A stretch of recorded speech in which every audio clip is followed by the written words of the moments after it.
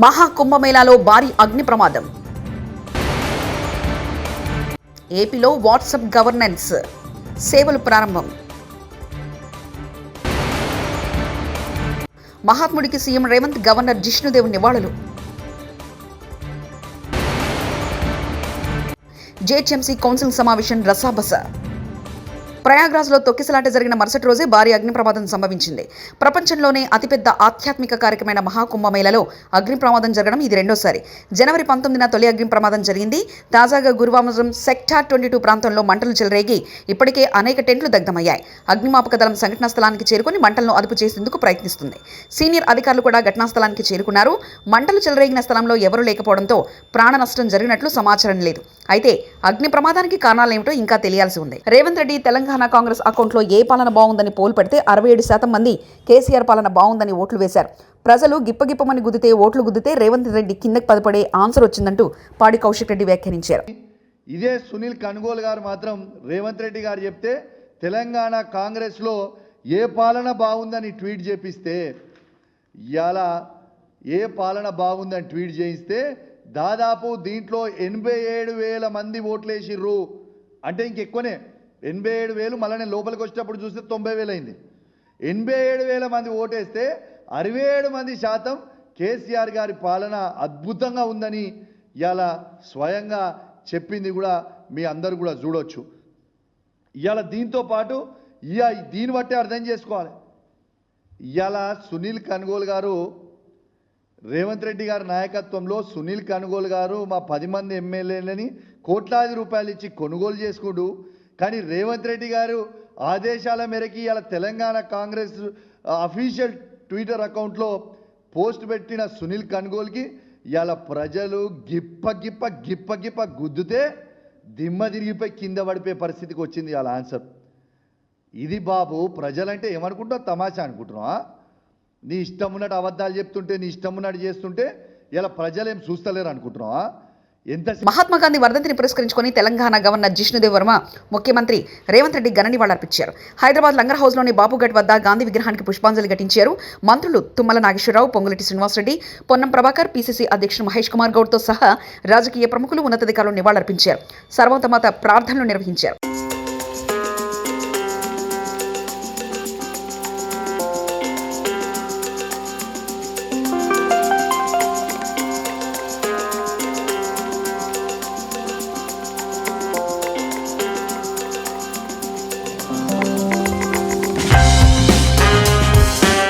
Amaravati AP రాష్ట్ర ప్రభుత్వం పౌర సేవలు అందించేందుకు ప్రజల నుంచి వినతులు స్వీకరించేందుకు, వారికి అవసరమైన సమాచారాన్ని చేరవేసేందుకు వీలుగా వాట్సాప్ పరిపాలన, వాట్సాప్ గవర్నెన్స్కు శ్రీకారం చుట్టింది. మంత్రి నారా లోకేష్ ఉండవల్లి నుంచి ఈ కార్యక్రమాన్ని ప్రారంభించారు. ఇందులో తొలి దశలో మొత్తం 161 రకాల పౌర సేవలు అందిస్తున్నారు. రెండో విడత మరిన్ని సేవలను అందుబాటులోకి తీసుకురానున్నారు. దీనికోసం అధికారిక వాట్సాప్ నంబర్ 9552300009 కేటాయించారు.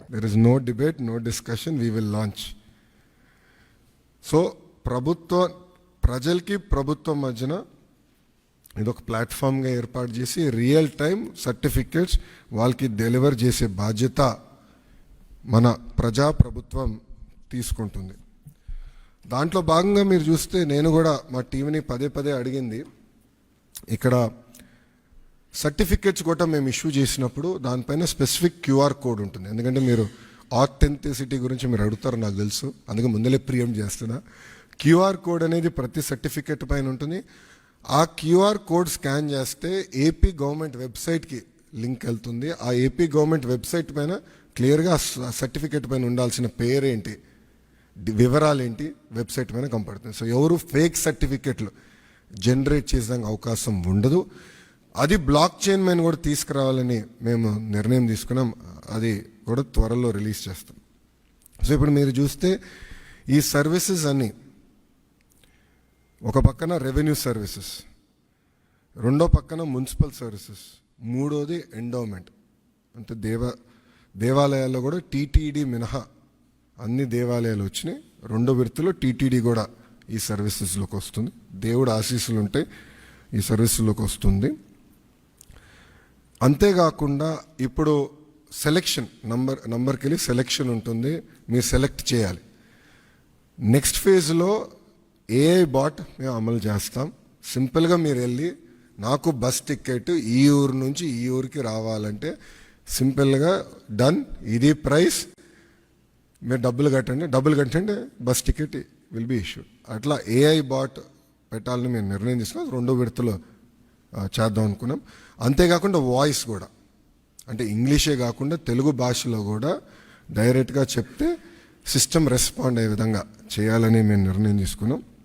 40,000 కోట్లు ఇసుక దందా చేశానని ఆరోపించిన పవన్ కళ్యాణ్ ఇప్పటివరకు చర్యలు ఎందుకు తీసుకోలేదు? ఎర్రచందనం ఎక్స్పోర్ట్ చేశానని ఆరోపించిన పవన్ ఇప్పుడు అటవీ శాఖ మంత్రి అయ్యాక కూడా ఎందుకు చర్యలు తీసుకోలేదు? అధికారంలోకి రావడం కోసం చెప్పిన అబద్ధం చెప్పకుండా చెప్పాడు చంద్రబాబు. ఇవాళ ఇచ్చిన హామీలను చేయలేనని నిస్సిగ్గుగా చెప్తున్నాడు. పెద్దిరెడ్డి రామచంద్రారెడ్డి మాజీ మంత్రి వ్యాఖ్యానించారు. 40,000 కోట్లు ఇసుకలో దందా చేశాడు పెద్దిరెడ్డి, 40,000 కోట్లు దోచేశాడని చెప్పారు. మరి ₹1 తినింటే ₹1 దోచేస్తుంటే ఎందుకు కానీ యాక్షన్ తీసుకోలేదని అడుగుతా ఉన్నాను. ఏ విధమైన యాక్షన్ తీసుకోకుండా మా ఫైల్స్ చూస్తే తెలుస్తారు మీకు ఏం రాశాను నేను అని చెప్పి.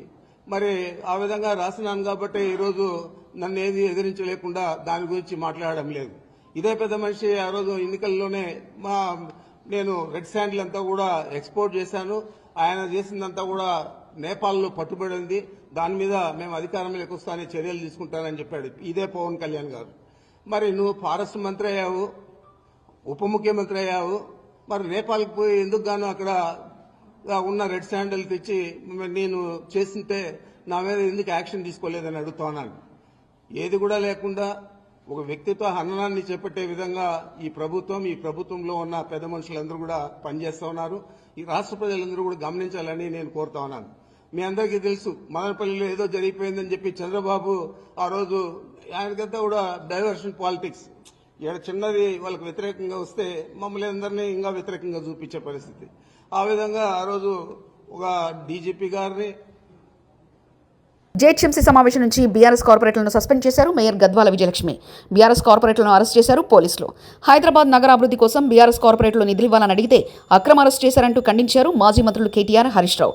అరెస్ట్ చేసిన వారిని వెంటనే విడుదల చేయాలంటూ డిమాండ్ చేశారు.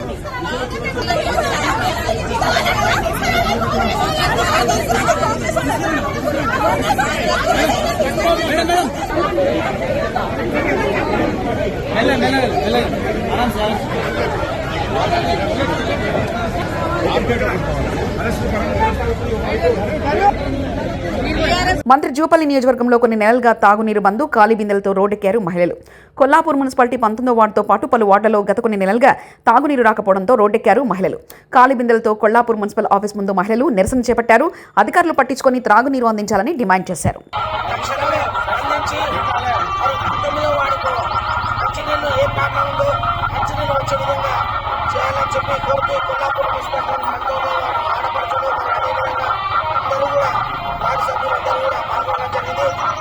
కేసీఆర్ను కలవడానికి తెలంగాణ భవన్కు వచ్చిన స్లోవేకియా దేశస్థులు కేసీఆర్ గురించి, తెలంగాణ చరిత్ర గురించి గొప్పగా విన్నామని తెలంగాణ భవన్ సందర్శించి ఉద్యమ నాటి విషయాలు తెలుసుకున్నారు Slovakia దేశస్థులు.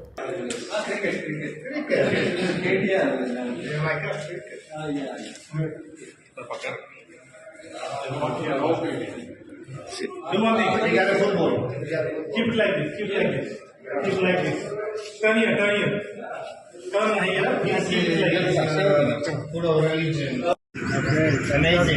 Thank you so much. Nice to meet you. Thank you. Thank you much. Thank you, gentlemen. Thank you. ఏం రాసినా చెల్లుతుంది, ఏం చెప్పినా నడుస్తుందని ఈనాడు భ్రమపడుతుంది.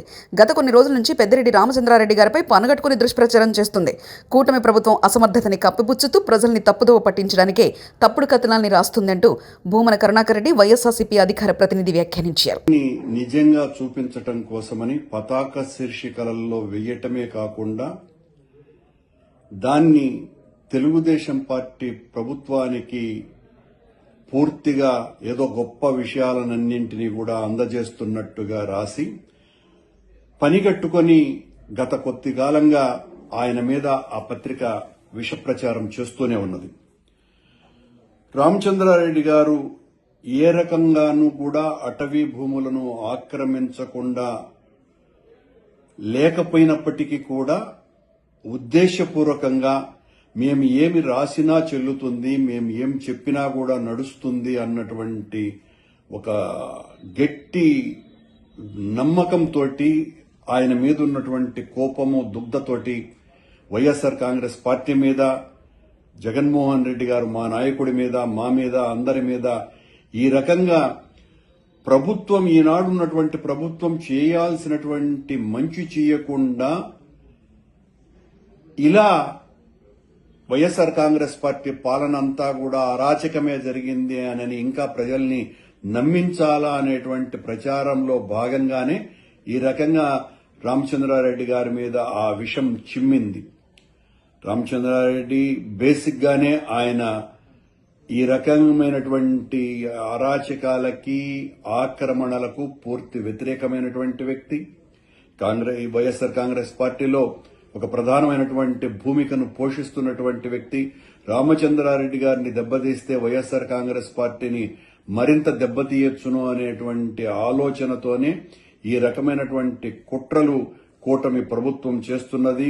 ఒకవైపు కూటమి ప్రభుత్వము, మరోవైపున వీళ్లను మోసేటువంటి ఈ ప్రచార ప్రసార మాధ్యమాలు పనిగట్టుకొని ఈ రకంగా మా పార్టీ నాయకులందరి మీద ఈ విషవాయువులు చిమ్ముతూ మీరు చేయాల్సినటువంటి ప్రజలకు ఇచ్చినటువంటి వాగ్దానాలను నెరవేర్చకుండా మా మీద విషం చిమ్మి బ్రతకాలని చూస్తే ప్రజలు ఏమాత్రం కూడా హర్షించరు. రామచంద్రారెడ్డి గారు ఆ కడిగిన ముత్యంలాగా మీరు ఏ రకమైనటువంటి విచారణ చేసుకున్నా కూడా ఆయన బయటికి వస్తాడు. నిన్న ఆయన ఛాలెంజ్ కూడా చేసినారు, నేను ఏ తప్పు చేయలేదని. దానికి పూర్తి వివరణ కూడా ఇవ్వటం జరిగింది. ఆ వివరణను మాత్రం కూడా ఆ పత్రిక ఏమాత్రం కూడా పట్టించుకోకుండా దానికి మాత్రం ఒక సింగిల్ కాలం ఐటమ్ రాసే, ఒక వ్యక్తి మీద దాడి చేస్తున్నప్పుడు కనీసం ఆయన వివరణ, నీవు చేసినటువంటి దాడికి సమానంగా తీసుకోవాల్సినటువంటి అవసరం, కనీసమైనటువంటి బాధ్యత, పత్రికా ప్రమాణాలని కూడా పాటించకుండా చేసినటువంటి తప్పిదం కాదు, అసలు చాలా ఘోరం చేస్తున్నాయి. తెలుగుదేశం పార్టీకి, కూటమికి మోసేటువంటి పత్రికలు, ప్రసార మాధ్యమాలు. నిజం నిలకడతో బయటికి వస్తుంది.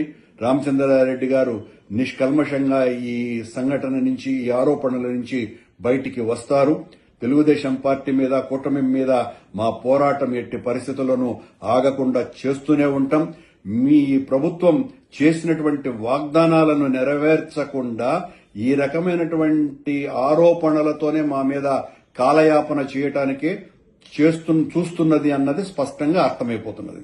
మహాత్మా గాంధీ వర్ధంతి సందర్భంగా నివాళులర్పించిన రేవంత్ రెడ్డికి హామీలు అమలు చేయించేలా బుద్ధి ప్రసాదించాలని వినతి పత్రం ఇచ్చిన బీఆర్ఎస్ నాయకులు. నల్లగొండ జిల్లా సంక్షేమ ప్రదాత జయేశ్వరి సర్కార్ నాయకత్వం, జై తెలంగాణ, జయేశ్వరి సర్కార్ నాయకత్వం, చంద్ర కుమార్ గారి నాయకత్వం, జై కేసీఆర్, జై కేసీఆర్ నాయకత్వం, చంద్ర కుమార్ గారి నాయకత్వం, జై తెలంగాణ, చంద్రశేఖరరావు గారి నాయకత్వం, జయేశ్వరన్న నాయకత్వం, రామచంద్ర కుమార్ గారి నాయకత్వం, జై తెలంగాణ, జై తెలంగాణ, కల్వకుంట్ల చంద్రశేఖరరావు గారి నాయకత్వం, కల్వకుంట్ల చంద్ర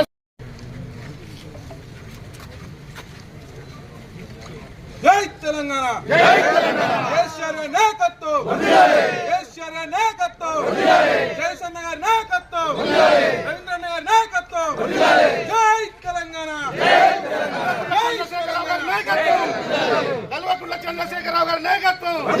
చరిత్రలో తొలిసారిగా అత్యంత భారీ భద్రత నడుమ జీహెచ్ఎంసీ కౌన్సిల్ సమావేశం. వందలాది మంది పోలీసుల మోహరింపు. జీహెచ్ఎంసీ ప్రధాన కార్యాలయం నలుదిక్కుగా భారీగా పోలీసులు మోహరించారు.